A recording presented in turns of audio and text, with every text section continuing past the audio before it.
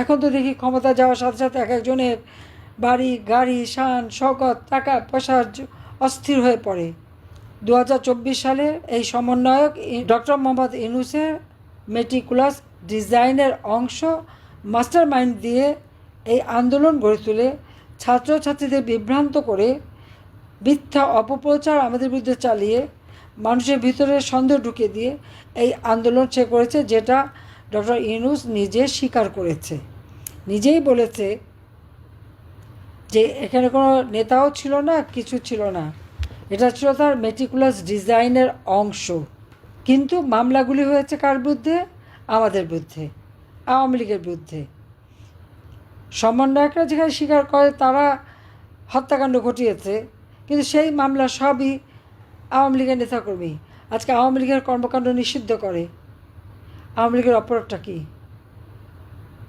গরিবের পেটে ভাত দিয়েছে, দারিদ্র বিমোচন করে দিয়েছে, গরিবের ঘরে এখন খাবার আছে, কুড়ে ঘর নাই, নিজের পক্ষে টিনের ঘর, পাকা কাঁচা পাকা ঘর। 5 কোটি মানুষ দরিদ্র সীমা থেকে উপরে উঠে এসেছে, তাদের ক্ষুদ্র ঋণের ব্যবসায় ভাটা পড়েছিল। এখন কি অবস্থা আছেন দেশে সবাই?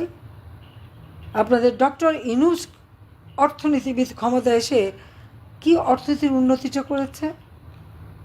কোথায় দেশটাকে নিয়ে গেছে? সমস্ত জঙ্গিদের মুক্তি দিয়েছে, আওয়ামী লীগ নেতাকর্মী গ্রেপ্তার।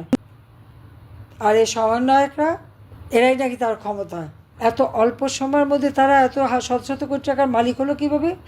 একজন তো ধরা পড়লো, ওনার মাস্টার মাইন্ড অস্ট্রেলিয়াতে বাইরের কাছে 6 কোটি টাকা পাঠিয়ে বাইরের জেলে পাঠালো।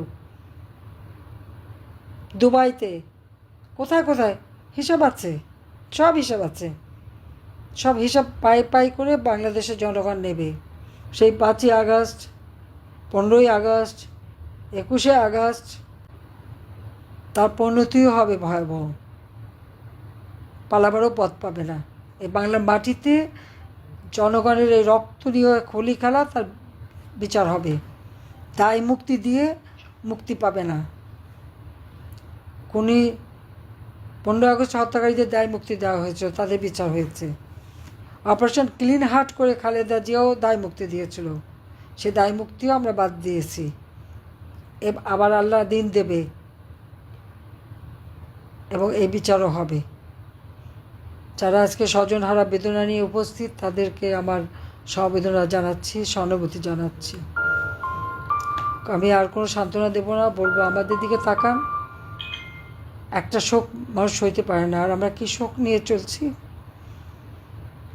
হ্যাঁ, জীবন থেমে থাকে না, জীবন চলে,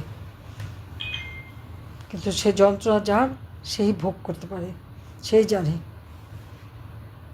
আপনারা সবাই ভালো থাকেন, সুস্থ থাকেন। ইনশাল্লাহ বাংলাদেশ আবার ফিরে আসবে। জাতির পিতার রক্তে গড়া এই বাংলাদেশ কখনো বৃথা যাবে না। 30 লক্ষ শহীদের রক্ত গড়া বাংলাদেশ বৃথা যাবে না। এই স্বাধীনতা সমুন্নত রেখেই আমরা এগিয়ে যাব। জয় বাংলা, জয় বঙ্গবন্ধু, বাংলাদেশ চিরজীবী হোক। আশা করি সম্পূর্ণ বক্তব্যটি শুনেছেন। সম্পূর্ণ বক্তব্যটি যদি গ্রহণযোগ্য মনে হয় কিংবা ভালো লেগে থাকে, অবশ্যই লাইক করবেন আর কমেন্টস বক্সে আপনার মতামত জানাবেন। আর আমাদের এই ভিডিওটি বঙ্গবন্ধুর কন্যা জননেত্রী শেখ হাসিনার এই বক্তব্যটি সকলে শেয়ার করার জন্য সকলের নিকট অনুরোধ। ভালো থাকবেন, ধন্যবাদ।